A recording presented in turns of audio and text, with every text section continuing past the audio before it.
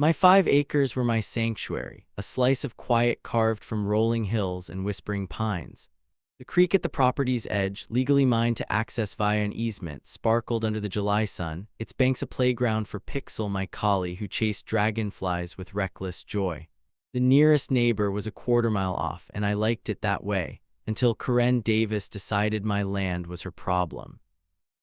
Karen, the HOA president, had a reputation for ruling our little enclave like a suburban dictator.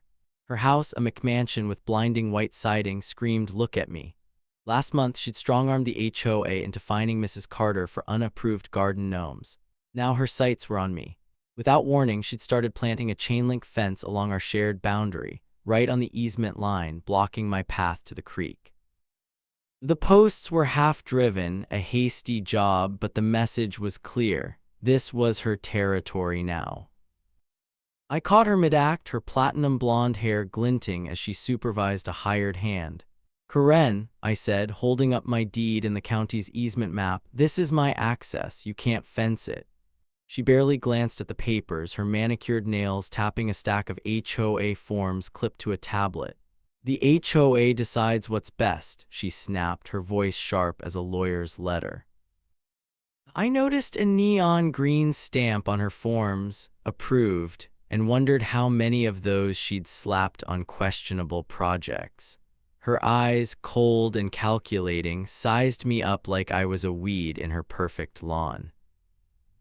I'm not a fighter by nature. I'd rather sip coffee on my porch than argue over dirt. But Karen's smugness lit a spark in me, a mix of irritation and stubbornness.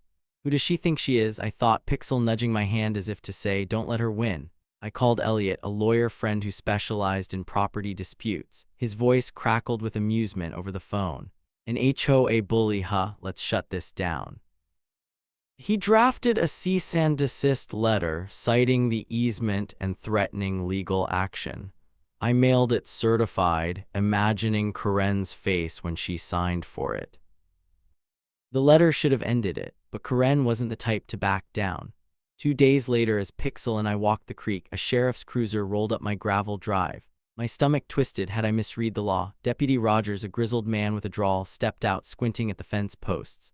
Karen stood by her mailbox, arms crossed, radiating triumph.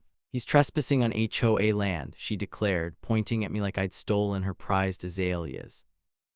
I handed Rogers my deed, easement map, and a copy of Elliot's letter. He skimmed them, his boots scuffing the dirt. "Ma'am," he said to Karen, "this easement's clear as day. The fence is illegal." He tipped his hat, a polite but firm dismissal. "Have a pleasant day." As he drove off, I caught Karen's glare, pure venom, her jaw tight as a coiled spring. She wasn't just wrong, she was humiliated and in front of her kingdom. Back on my porch, Pixel sprawled at my feet, I replayed the scene. Karen's HOA forms, her obsession with control, her quick call to the sheriff, it all pointed to someone who didn't just want my creek access. She wanted to win to prove her power. I sipped my coffee, the spark in my chest now a steady flame. This isn't over, I thought, glancing at the creek. Karen had poked the wrong neighbor, and I'd be ready for whatever she threw next. 2 weeks after Deputy Rogers shut down Karen's fence scheme, her revenge hit like a storm. I came home at dusk, the creek glinting under a fatting sky, to find my wooden fence slashed in 3 places, splinters scattered like broken promises. Deep tire marks gouged the muddy creek bank, and my beehive, hours of care, a hum of life, lay in ruins, frames cracked, honey dripping into the grass. The worst blow was Pixel, my collie, yelping as she limped toward me, a nailboard buried in the weeds by the fence line now lodged in her paw. The vet pulled out the rusty spike, prescribed antibiotics, and charged $400. "Watch for infection," she warned. Pixel's whimpers haunted me, guilt gnawing at my gut. I'd underestimated Karen, thinking her pride would fizzle after the sheriff's visit. I was wrong. Karen didn't just want my creek access, she wanted to break me. Her HOA reign, built on bullying neighbors and those neon-stamped forms, thrived on control. I pictured her smirking, maybe with that sketchy treasurer she'd pushed onto the board, Chandler, the guy Rogers had mentioned for past trouble. No more playing nice. I ordered 4 motion sensor cameras, each set to ping my phone every 10 seconds until I silenced them. They arrived overnight, and I mounted them along the easement, their red LEDs blinking like sentinels. "Try me now, Karen," I thought, my sarcasm masking a growing fire. I also called Nora Beltran, a surveyor with a no-nonsense ponytail and a hammer that meant business. She strode the property line, driving fluorescent stakes into the earth and tapping laminated signs to each. Tampering with survey monuments is a crime. Penalties apply. Her eyes gleamed as she handed me a copy of the plat. "Let's make this airtight," she said. I nodded, feeling like I'd hired a general. Pixel, bandaged but wagging, seemed to approve. For the first time, I wasn't just reacting, I was ready. At 1:13 a.m., my phone buzzed, the camera app flashing. Heart pounding, I opened the live feed. Two figures moved in the dark, one tall, clutching bolt cutters, the other shorter, platinum blonde hair catching the moonlight. Karen.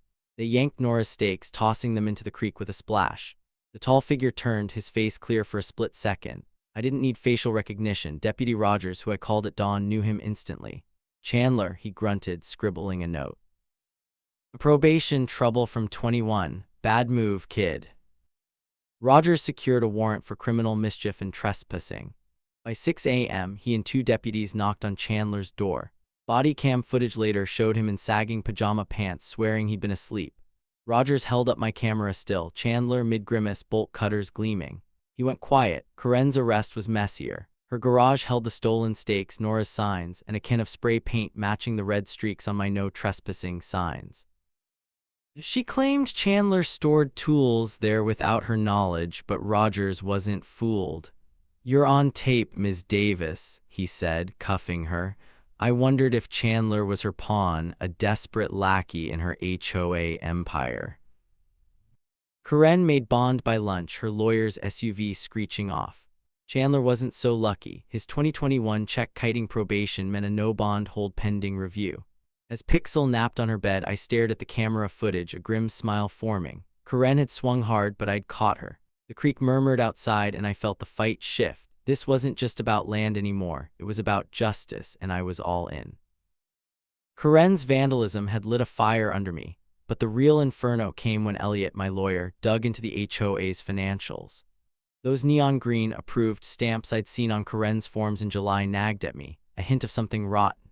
Elliot, with his knack for sniffing out trouble, subpoenaed the HOA's records, focusing on the $3,500 gate Karen had illegally planted on my creek easement.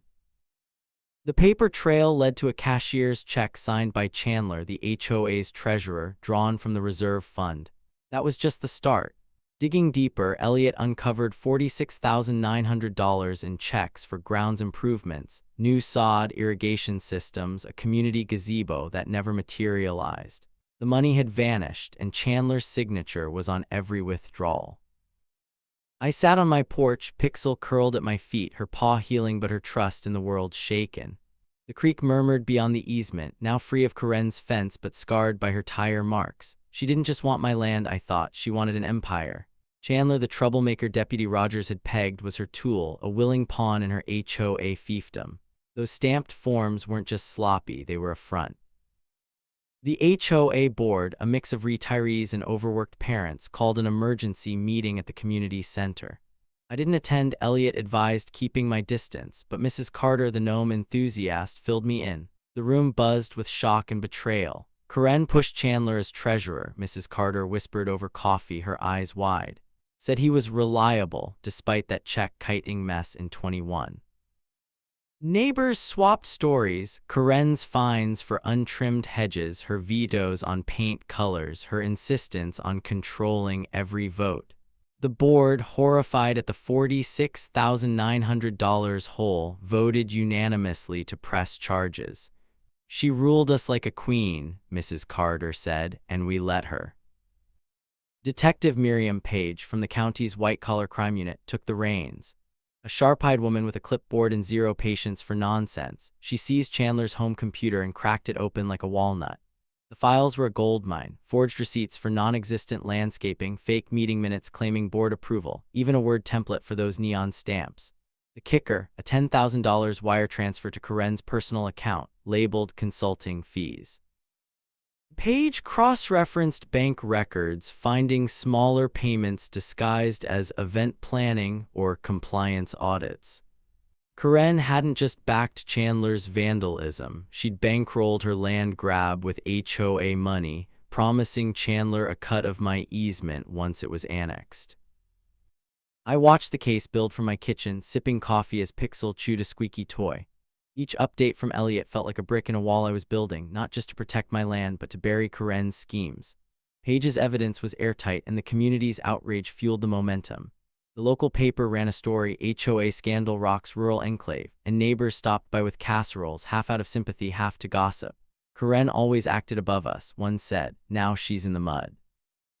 Chandler, facing probation revocation for his 2021 check kiting and new felony charges for theft and conspiracy, saw the walls closing in. Page offered a deal: testify against Karen, detail her role, and maybe shave time off his sentence. He took it, spilling everything: how Karen orchestrated the vandalism, planned the easement grab, and used HOA funds to grease the wheels. She called it her legacy, he told Page, his voice shaky on a recorded call Elliot shared. I smirked, imagining Karen's face when she heard. Karen, meanwhile, lawyered up fast. James Hall, a $600 an hour attorney with a slick suit and a slicker attitude, filed motions to suppress the garage evidence and block Chandler's testimony. He refused interviews, his voicemail a curt no comment. Karen, out on bond, avoided her McMansion, rumor saying she was crashing with a cousin in the next county. Her empire was crumbling, but she wasn't done fighting. As summer faded, I walked the creek with Pixel, her limp nearly gone. Months ago, I'd been reactive, patching fences and soothing my dog's pain. Now I felt like Nora's stakes, firmly planted, unyielding. Karen had swung hard, but my cameras, Elliot's subpoenas, and Page's investigation had her cornered. The courtroom loomed, and I was ready to watch her fall. Pixel barked at a squirrel, and I scratched her ears, grounded by her trust. This wasn't just about land anymore, it was about taking back my peace, one legal win at a time. The courtroom smelled of polished wood and tension, a fitting stage for Karen's downfall. Chandler, the HOA's disgraced treasurer, had cracked under the weight of Detective Page's evidence. Facing probation revocation for his 2021 check kiting and new felony charges for theft and conspiracy, he took a plea deal. 18 months for the old charges, 4 years for the new ones, with parole possible in 2 if he testified against Karen. In a sterile deposition room, he laid it bare. Karen had masterminded the easement grab, promising him a slice of my land once the HOA annexed it. She said it'd make the neighborhood elite. He mumbled, eyes downcast. My Ring camera footage from that 1:13 a.m. stake-pulling spree, paired with Page's financial records, made his words ironclad. The trial, held in the county courthouse, drew a crowd: neighbors, HOA members, even Mrs. Carter with her gnome-defending grit. I sat in the back, Pixel's bandaged paw a distant memory, but her trust my anchor. Karen, in a tailored blazer, sat rigid beside her $600 an hour lawyer, James Hall, her platinum blonde hair pulled tight. She avoided my gaze, but her clenched jaw betrayed her. The prosecutor, a sharp woman named Torres, played my camera footage on a courtroom screen. Karen and Chandler, caught mid-crime, loading rebar into her SUV at 12:47 a.m., the creek glinting behind them. A juror gasped, another shook her head. Torres followed with bank records, $10,000 to Karen's account, labeled consulting, and Chandler's forged HOA receipts. Karen's defense, a flimsy claim of ignorance, crumbled when Torres showed the spray paint can from her garage, matching my defaced signs. The jury deliberated 3 hours, their faces grim as they filed back. Guilty on all counts: felony, conspiracy, theft, criminal mischief, misdemeanor, trespass. The gallery exhaled a collective release. Karen's bond was revoked. She'd wait in county jail for sentencing. Chandler, already detained, slumped in his chair. I caught Mrs. Carter's eye. She gave a subtle nod, her lips twitching upward. Outside, the rural air felt cleaner, the courthouse steps buzzing with neighbors' whispers. Karen thought she was untouchable, one said. I didn't join the chatter. My victory was in the verdict. Sentencing came a week later. Karen got 18 months in prison, $32,000 restitution to me for damages, and $46,900 to the HOA for the stolen funds. A 5-year no-contact order stretched beyond her release, ensuring she'd never darken my creek again. Chandler's 4-year sentence ran concurrently with his probation violation, his parole odds tied to good behavior. As Karen was led away, handcuffs clinking, I met her eyes for the first time. Her glare was venomous, but I raised a hand, a polite wave, not to taunt, but to close a door. 8 months ago, I'd woken to a slashed fence and Pixel's pain, my world shaken by her spite. Now I stood steady, her empire dust. Back home, the creek flowed clear, its banks healing from her tire marks. Pixel chased a butterfly, her limp gone, her joy a quiet triumph. I walked the easement, once choked by Karen's gate, and envisioned a greenhouse. Glass panels catching the sun, tomatoes climbing trellises, bees humming nearby. The idea had sparked during the trial, a way to turn her battleground into my sanctuary. I'd order the frame next week, maybe plant sunflowers for Pixel to sniff. The fight had carved scars, but it had also forged strength. I wasn't the reactive neighbor anymore, patching fences in the dark. I was building, rooted like Nora's stakes. As dusk settled, the pines whispered, and I scratched Pixel's ears. The courtroom's weight lingered, but so did its clarity. Karen had wanted control, I'd claimed peace. The greenhouse would rise, a green heart where her gate fell, and I'd tend it with the same resolve that brought her down. The creek murmured, and I smiled, ready for what came next. The dust of Karen's trial settled, and the HOA, chastened by her $46,900 fraud, reinvented itself. A new board, led by Mrs. Carter, the gnome warrior, sent me a crisp envelope with a $4,500 check, clawed back from Chandler's frozen account to repair my smashed beehives.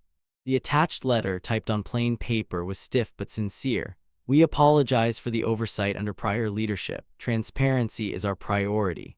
I smirked, imagining Karen's fury at her empire's dismantling. Neighbors rallied at the community center, swapping bylaws for open votes and auditing every cent. Mrs. Carter stopped by, her eyes bright.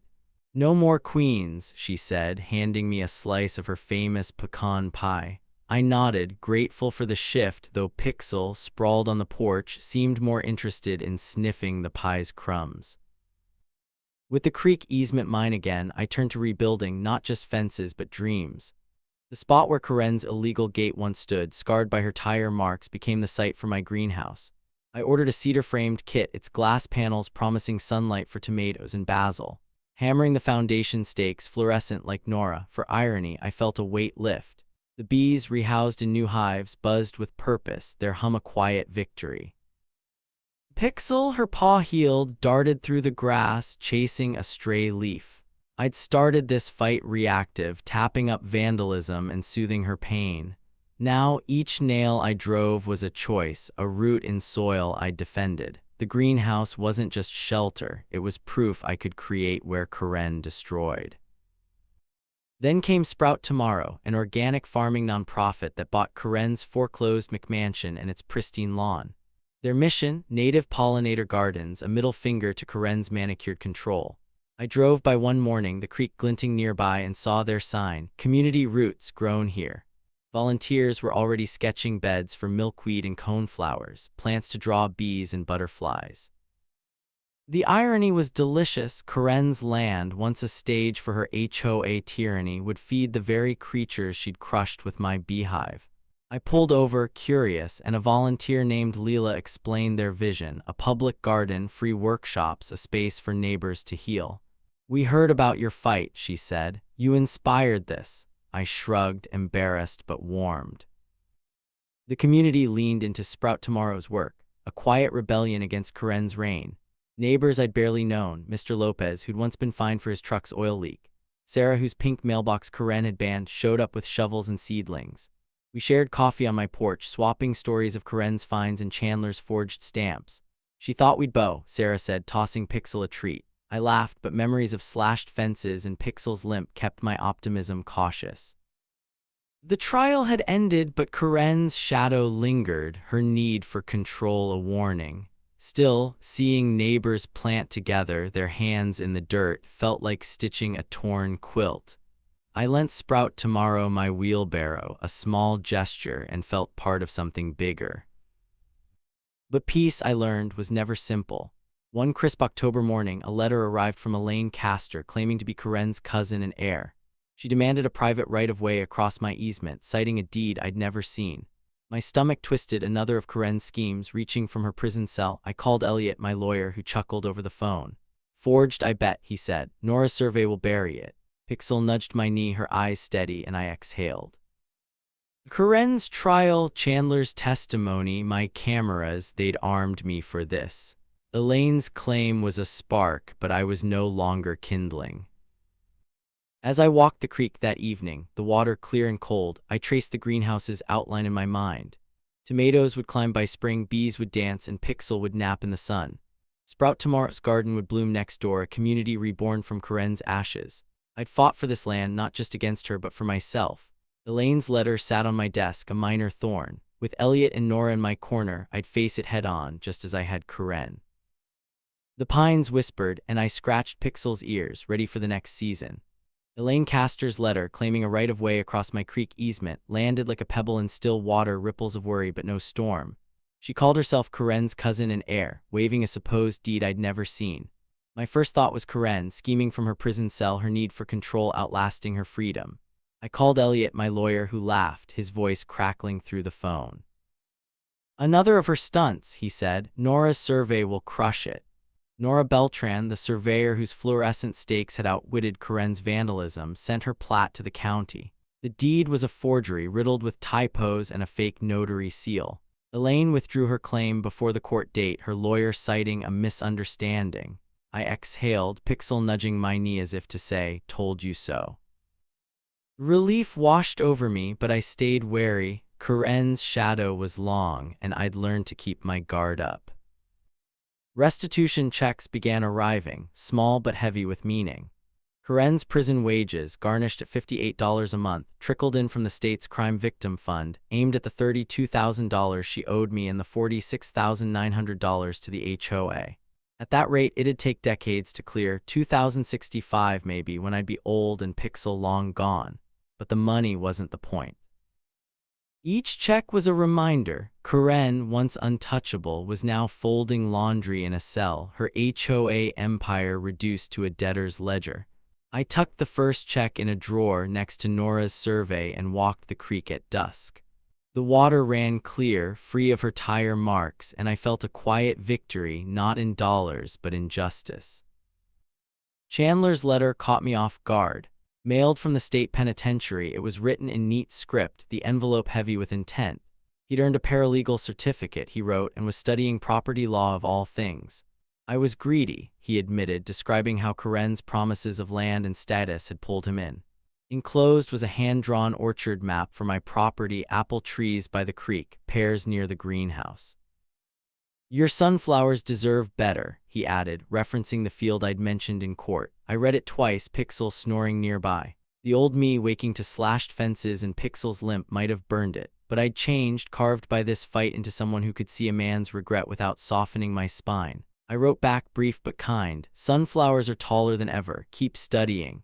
No promises, but a door cracked open. Sprout Tomorrow's garden, blooming on Corinne's foreclosed lot, was the real miracle. Where her McMansion lawn once screamed control, raised beds now sprouted milkweed and lavender, drawing bees from my hives. Volunteers, including Mr. Lopez and Sarah, worked weekends, their laughter drowning out memories of Corinne's finds. I lent my brush cutter, its blade still sharp from clearing my easement. Deputy Rogers stopped by, his sheriff's hat swapped for a ball cap, hauling compost with a grin. "Better than arresting her," he joked. The garden wasn't just plants, it was the community reclaiming what Corinne stole, turning her legacy into life. I stood by the creek, watching them dig, and felt part of it, my fight, now their roots. As autumn deepened, I walked the creek with Pixel, her tail high, chasing a leaf in the current. The greenhouse frame gleamed nearby, tomatoes sprouting inside, bees humming. Elaine's claim was dust, Corinne's checks a slow drip, Chandler's letter a surprise I hadn't sought. Sprout Tomorrow's garden grew next door, a living rebuke to Corinne's tyranny. I'd fought for this land, not just against her, but for myself, for Pixel, for the pines that whispered at dusk. Closure wasn't a gavel or a check, it was this moment, the creek's murmur, Pixel's warmth. Elaine's letter had been a test, but I was ready for whatever came next. I scratched Pixel's ears, the sun dipping low, and turned toward home, my roots deep and my heart steady. Sprout Tomorrow's first volunteer day was a revelation, like watching a battlefield bloom into a meadow. Corinne's former McMansion lot, once a shrine to her HOA tyranny, buzzed with life. Volunteers, neighbors I'd only nodded to before, swarmed the lawn, tearing out her manicured sod to make way for raised beds of tomatoes, zucchini, and native milkweed. The air smelled of fresh earth and sweat, a stark contrast to the sterile perfection Karen had demanded. I stood by the creek, its banks healed from her tire marks, and watched kids haul mulch while adults staked trellises. Sprout Tomorrow's banner flapped in the breeze, community roots grown here. It was more than a garden, it was a reclamation, every shovel a middle finger to Karen's fines and forged stamps. I hauled my brush cutter to the site, its blade still trusty from clearing my easement after Karen's vandalism. Layla, Sprout Tomorrow's coordinator, clapped me on the shoulder. "Your fight got us here," she said, her ponytail bouncing as she pointed to the beds. I shrugged, my cheeks warm, but her words landed deep. Months ago, I'd been tapping up slashed fences, soothing Pixel's limp and cursing Karen's bolt cutters. Now my cameras, Nora's stakes, and Elliot's subpoenas had rippled outward, turning her land into this. I handed Mr. Lopez, the truck leak guy, a spare spade, and he grinned. "No fines today," he said, digging in. Sarah of the band Pink Mailbox joined us, tossing Pixel a stick. "You showed her," she said. I scratched Pixel's ears, feeling less like a lone fighter and more like a spark in a bigger fire. Deputy Rogers rolled up in his pickup, sheriff's hat swapped for a faded Braves cap, his sleeves rolled to the elbows. He hefted compost bags alongside new HOA board members, including Mrs. Carter, whose gnome victory seemed quaint now. "Better than cuffing her," Rogers chuckled, nodding at me as he dumped soil. The HOA, reborn after Chandler's fraud and Karen's $46,900 theft, had sent apology letters and audited every ledger. These members, once cowed by Karen's glare, now laughed as they planted, their hands dirty with purpose. Rogers caught my eye, his nod a silent "we got her." I thought of his body cam footage, Chandler's pajama pants denial, Karen's garage stuffed with stolen steaks, and felt a grin tug my lips. Justice wasn't just the courtroom, it was this right here. The irony was sharper than my brush cutter's blade. Karen, who'd fined neighbors for untrimmed hedges and vetoed paint colors, had built her empire on control. Her lawn, a symbol of that grip, was now a patchwork of community beds, tomato vines curling, lavender buzzing with my bees. Where she'd smashed my hives and cut my fence, neighbors now shared tools and stories. I walked the garden's edge, Pixel trotting beside me, and pictured Karen in her cell, folding laundry for $58 a month to pay me back. Her legacy, meant to be elite, was dirt under our nails, a garden feeding the people she'd bullied. I savored it, not with malice, but with the quiet thrill of winning a war I hadn't started. As the sun dipped, casting gold over the creek, I leaned on a fence post, the same kind Karen had tried to claim. The garden hummed behind me, volunteers packing up, their laughter carrying. Pixel chased a butterfly, her tail a blur, her paw long-heeled. This was my final victory, not just the trial, the restitution, or Elaine's failed claim, but this living rebuke to Karen's cruelty. The pines whispered, the creek sang, and I felt rooted, like the milkweed taking hold next door. I'd fought for this land, for Pixel, for myself, and now it was ours, shared with a community I'd helped free. I patted Pixel's flank, ready to walk home, my greenhouse waiting, my heart full. October's chill kissed the creek as I stood in my new barn, its cedar beams gleaming under the morning sun. Built from the reclaimed wood of Karen's illegal fence, torn down after her trial, it was more than a structure, it was a reclamation. Each plank, once her claim on my easement, now housed my tools, a hayloft, and dreams of winter projects. The county had approved the permit in a day, a nod to my fight. Pixel, my collie, raced through the fields outside, her paw heeled, her tail a blur as she chased a rabbit. Her joy unscarred by the nailboard Karen's crew left behind was my anchor. The barn stood where her gate fell, a quiet FU to her schemes, and I ran my hand along its frame, feeling rooted, like the pines framing my 5 acres. Sprout Tomorrow's harvest dinner, hosted on Karen's former lot, was a triumph of dirt and defiance. The McMansion lawn, once her stage for HOA fines, now bloomed with raised beds, their yield spread across picnic tables. Roasted butternut squash, garlic honey carrots, heirloom tomato bruschetta, all grown steps from my greenhouse. Neighbors crowded the tables, their laughter drowning out memories of Karen's vetoes and Chandler's forged stamps. Mrs. Carter, now HOA president, raised a glass of cider, her eyes twinkling. "To community," she said, and I clinked my mug, tasting apples from Sprout Tomorrow's saplings. Leela, the coordinator, passed me a plate, her smile warm. "Your bees made this honey," she said, nodding to the carrots. I grinned, picturing my hives, reborn after Karen's vandalism, humming next to my greenhouse. As the bonfire crackled, neighbors pulled me aside, their thanks a steady drip. Mr. Lopez, once fined for his truck, gripped my hand. "You took her down," he said, his voice thick. Sarah of the pink mailbox hugged me, whispering, "We're free because of you." I shrugged, my cheeks hot, muttering about Elliot's subpoenas and Nora's stakes, but their words landed deep. I'd started this war patching fences, soothing Pixel's limp, and cursing Karen's bolt cutters. My cameras, my lawyer, my stubbornness, they'd freed not just my creek, but this community. Mrs. Carter caught my eye, her nod saying what words couldn't. We'd turned Karen's empire into nourishment. I sipped my cider, pride swelling, not for glory, but for the roots we'd planted together. Walking home, the creek glinting under a harvest moon, I traced my journey. Karen slashed fences, Pixels yelped, the courtroom's gavel, they'd carved scars, but from them grew strength. The greenhouse, its tomatoes heavy, stood where her gate crumbled, a green heart fed by my bees.